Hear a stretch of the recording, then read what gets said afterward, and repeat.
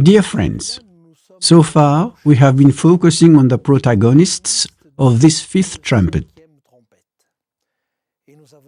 And we saw this fallen star, which was none other than Satan. We saw the locusts coming out of the bottomless pit and the smoke. And we understood that they were demons who pretended to be deceased persons still alive who would have won the victory. And we saw where this would lead to through Saul's experience, who sought to enter into communication with Samuel. Now, I'd like to see together with you something that we have ignored so far. It is the time period of action of these locusts. We are told that they were effective for 5 months. I invite you to read that in chapter 9, verse 5 and 10. Revelation chapter 9, verse 5. And they were not given authority to kill them, but to torment them for 5 months. Their torment was like the torment of a scorpion when it strikes a man. We also find this in verse 10. They had tails like scorpions, and there were stings in their tails. Their power was to hurt men 5 months.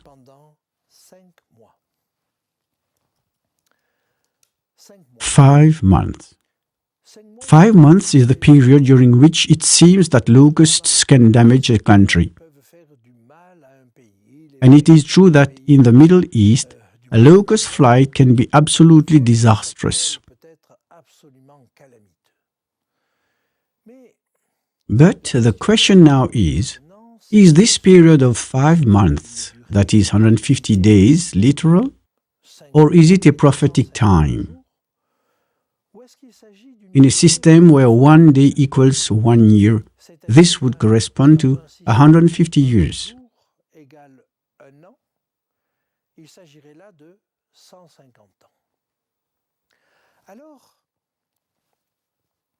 The biblical text has this dual approach, and we have actually 2 types of prophecies in the Bible: dated or encrypted. A number of texts give us literal periods, while others refer to prophetic periods. But the factor for change being 360, since 1 year in the Hebrew calendar was worth 360 days, it is not too difficult to recognize a literal prophecy and a prophetic type of prophecy with 1 day, 1 year time.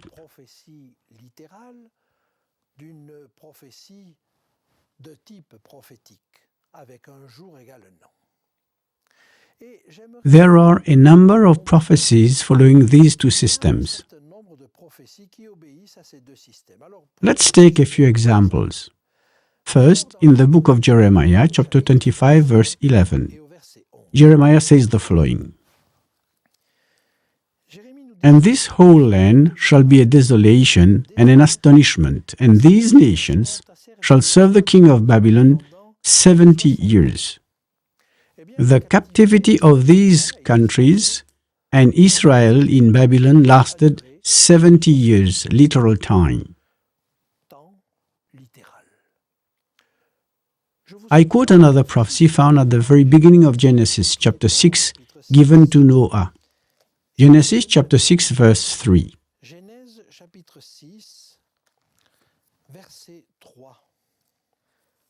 And the Lord said, My spirit shall not strive with man forever, for he is indeed flesh, yet his days shall be 120 years. This is literally 120 years.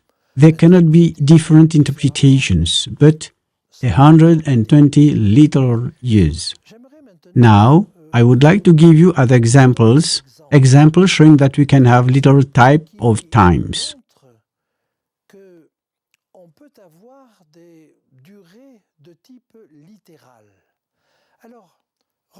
For instance, let's look at Daniel chapter 9. By the way, the book of Daniel, we have 2 types of duration. In chapter 4, it was foretold that Nebuchadnezzar would stay mad for 7 years, and his insanity lasted 7 years indeed. Moreover, in chapter 9, there is the prophecy of 70 weeks. I'm not going into details here, for it would take us too long. But it's fascinating. 70 weeks, that is 490 days. This prophecy would last 490 years. In other words, the starting point of the prophecy is the decree stating that Jerusalem must be rebuilt, and it brings to the death of Jesus, the sacrifice on the cross, and ends 3.5 years later, that is 34 AD. This is a highly accurate prophecy which course can be followed, where there are several steps, and where we see that the beginning of Jesus' ministry starts in AD 27, his death is scheduled for year 31, and that the end of the Jewish age, if I may say so, is year 34 AD, 70 weeks prophecy. At that time, the gospel would explode and reach other nations. Another prophecy, where 1 day equals 1 year, is given in Revelation chapter 2, verse 10. We find it in the letter to Smyrna.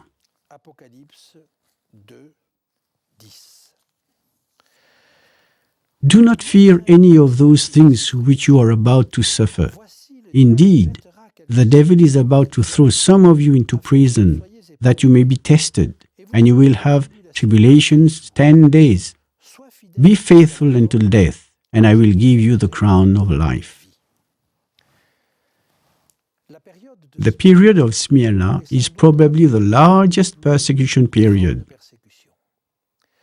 Persecution reached its culminating point under the Roman Emperor Diocletian.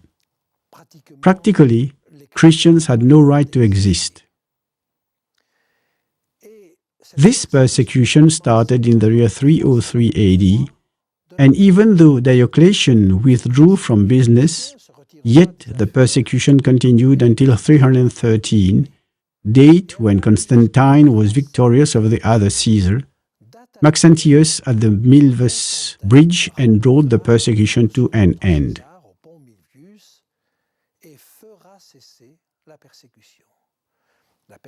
The persecution lasted exactly 10 years.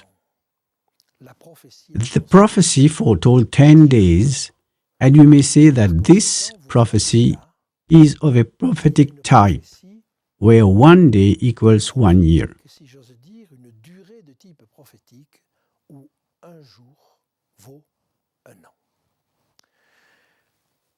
In general, the prophecies we find in the book of Revelation are of prophetic type. That is, 1 day equals 1 year. For example, the one seen in the letter to Smyrna. We can also find it in chapter 12, where the entire period of the Middle Ages, which is a period of persecution, is predicted under the image of a woman who must fly into the wilderness, where she is nourished for 1,260 days, that is, 1,260 years. We'll see this later in our following presentation. I would like to stress upon a fact that is rarely highlighted. The last dated prophecy, the one in chapter 20, which deals with 1,000 years. And everybody speaks about 1,000 years, but nobody talks about 360,000 years. This means that this duration, for it is very important, is taken in its literal form. The following question has come to my mind, and as from where does the book of Revelation start to give the literal period of times?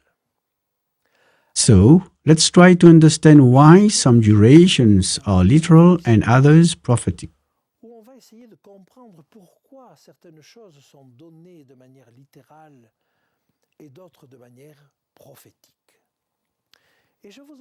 For that purpose, I invite you to read a text that is found in the book of Numbers, chapter 14, verse 34.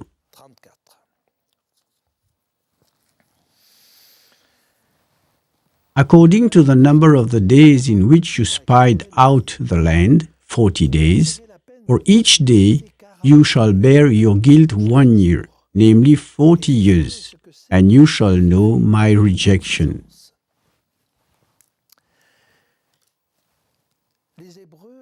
The Hebrews are at the threshold of Canaan. They sent spies to explore the land and see if it is really in accordance with what they have expected, what God has promised. These spies remained 40 days exploring the country and came back with absolutely gorgeous fruits. And the people rejoice at the sight of these fruits. It took 2 men to carry a cluster of grapes.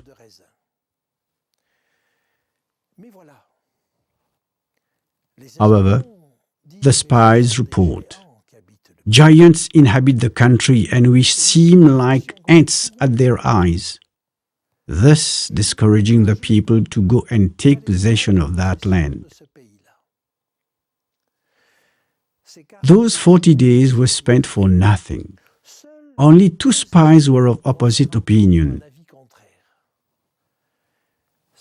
Those 2 spies were Joshua, the one who would succeed to Moses, and Caleb.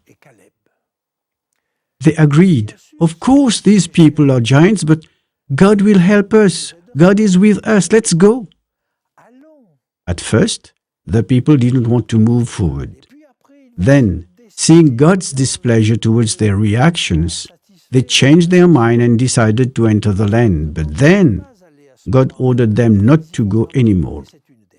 Despite this formal order, they decided to go forward and were defeated.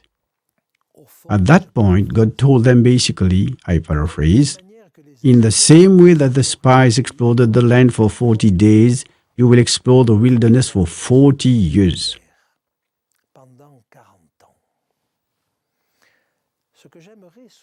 What I'd like to emphasize is that what these 2 men of God, Caleb and Joshua, lived as representative of the people, what they experienced in days, the people would live in years.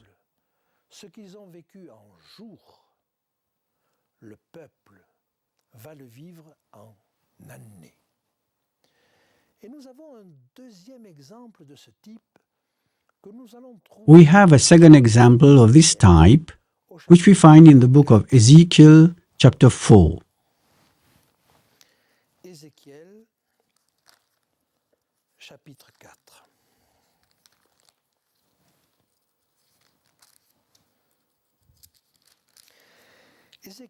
God is here asking Ezekiel to be a living parable.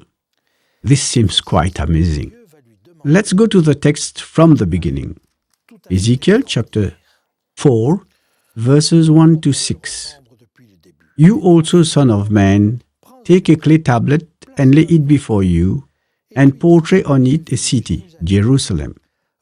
Lay siege against it, build a siege wall against it, and heap up a mound against it. Set camels against it also, and place battering rams against it all around. Moreover, take for yourself an iron plate, and set it as an iron wall between you and the city. Set your face against it, and it shall be besieged, and you shall lay siege against it. This will be a sign to the house of Israel. Lie also on your left side, and lay the iniquity of the house of Israel upon it. According to the number of the days that you lie on it, you shall bear their iniquity. For I have laid on you the years of their iniquity, according to the number of their days, 390 days. So you shall bear the iniquity of the house of Israel. And when you have completed them, lie again on your right side, then you shall bear the iniquity of the house of Judah 40 days. I have laid on you a day for each year. What a trial for Ezekiel. He will have to stay living for over a year in extremely difficult conditions. But God wanted to make him a living parable. Simply, what the people lived in years of sin and rebellion against God, he could not make Ezekiel live it. So God asked Ezekiel to live it in short.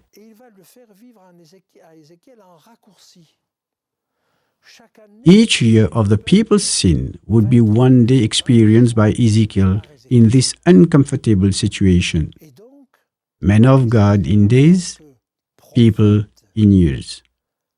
So, Ezekiel as a prophet will achieve in days what was lived by the people in years. Remember in Numbers chapter 14, what the prophets or God's people had lived in days, the people would live in years. Here, what the people live in years, the prophet would live in days. But the principle is the same. What the people lived in years, the prophet lives in days. Now a question arises. What happens when the people becomes a prophet? Well, this is a situation that will be fulfilled at the end of times. We find it in a text we have already read in the book of Joel. The prophet Joel, chapter 2, verses 28 and 29. Here is what the text tells us. You know that what is described here refers to the reign of the Spirit. And it shall come to pass afterward that I will pour out my Spirit on all flesh. Your sons and your daughters shall prophesy. Your old men shall dream dreams. Your young men shall see visions. And also on my men servants, on my maid servants, I will pour my Spirit in those days.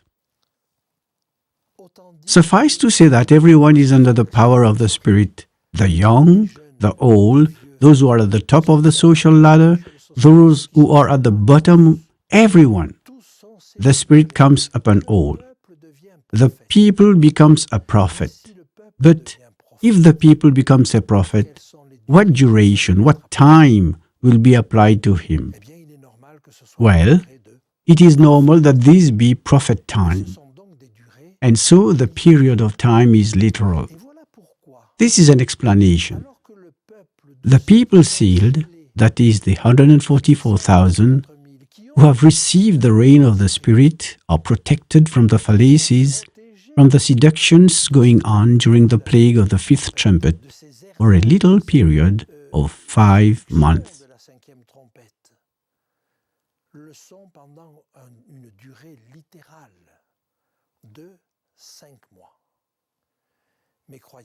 But believe me, 5 months undergoing this type of attack is still an extremely harsh struggle, for which a preparation is needed. So, I would like to come to a conclusion about this fifth trumpet. The first 4 trumpets tell us about our seriously damaged ecosystem. We know that this is still ongoing. What is going to happen with the trumpets are major, extremely important, extremely brutal events. The fifth trumpet tells us something else. Something that is even more violent, that will attack the human psyche and will greatly disturb it, to seduce men to the point that people will seek death and will not find it.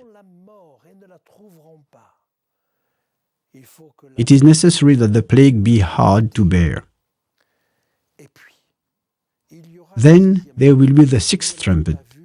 We have not seen it yet, but shall study it very soon.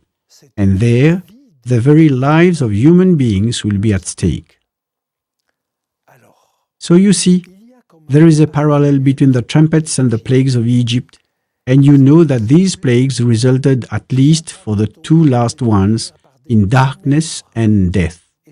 darkness during the 9th plague, and darkness during the 5th trumpet, death for the firstborns during the 10th plague, death during the 6th trumpet. So, what can I tell you is not to wait for that moment, because it is not at the highest of the battle that we have the means to go out of it. A preparation is needed. The 144,000 have gone through this preparation, and they can help others. How to get prepared? By studying the Word of God through prayer, because the times ahead are extremely difficult, extremely seductive. Jesus warned us. He said, "Watch and pray." And if he said so, it must be important. So, do not wait. Now is the time to get prepared for what lies ahead.